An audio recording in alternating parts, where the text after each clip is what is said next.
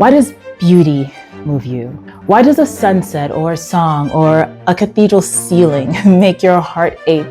Why do we cry at weddings or stand in silence at the sight of mountains or a child's first smile? It's because beauty wounds us, and through that wound, God enters. That ache, that pull, that longing you feel when you encounter something beautiful, it's not random. It's not emotional fluff. It's your soul recognizing the fingerprint of its creator. Beauty is how God calls us home. In this video, I want to talk about what beauty really is. Not the kind we scroll past online, not the kind we spend money chasing, but the kind that transforms you, the kind that points you towards eternity. And here's what we're going to unpack together. We're going to explore the transcendentals, truth, goodness, and beauty, and why beauty in particular is the bridge so many of us first walk across on our way back to God.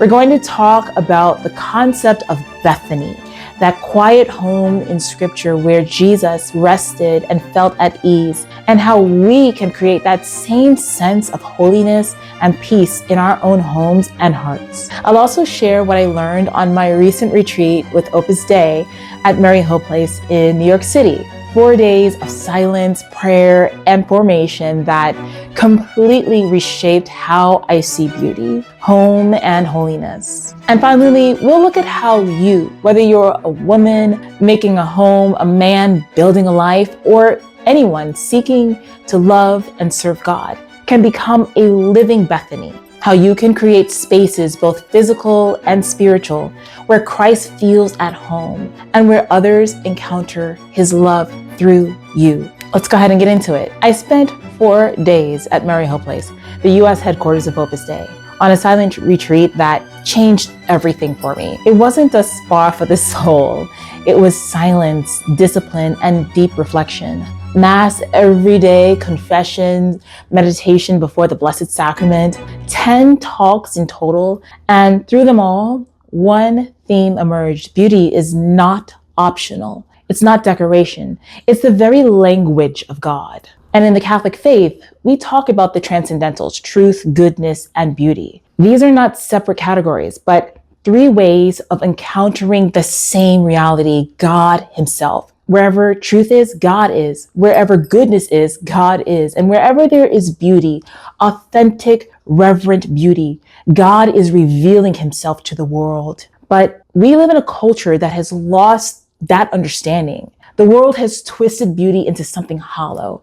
We traded radiance for relevance. We've turned beauty into performance, consumption, and self-worship. We spend billions trying to imitate what God freely gives: harmony, peace, and order. We've confused prettiness with holiness. Now, at the retreat, one of the speakers, Dia Boyle, gave a talk that just hit me right between the eyes. She reminded us that beauty in the home is not a luxury. It's not about perfect decor or Pinterest aesthetics. It's about order and presence. It's about creating a space where souls can breathe, where others can encounter the peace of Christ simply by walking through your door. Now, she said, if anyone walked into your home today, would they experience God's peace? Now, that question lodged itself in my heart, because that's the essence of beauty. True beauty is not about impressing.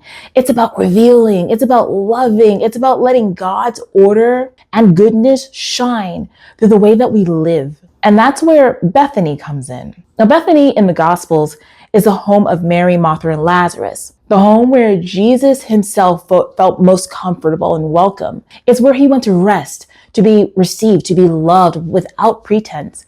It's where Mary listened, Martha served, and Lazarus witnessed to new life. Bethany was an ordinary home made extraordinary by love. And that's what our homes and our hearts are called to be. Now, this retreat helped me to see that Bethany is not just a place, it's a way of life. It's what happens when we invite God into the ordinary, when we bring him into our midst and allow his love to shape our surroundings, our relationships, our work, and our service. It's not about whether you're married or single, young or old, man or woman. The call to create a home for Christ is universal. Every soul is meant to become a dwelling place for God.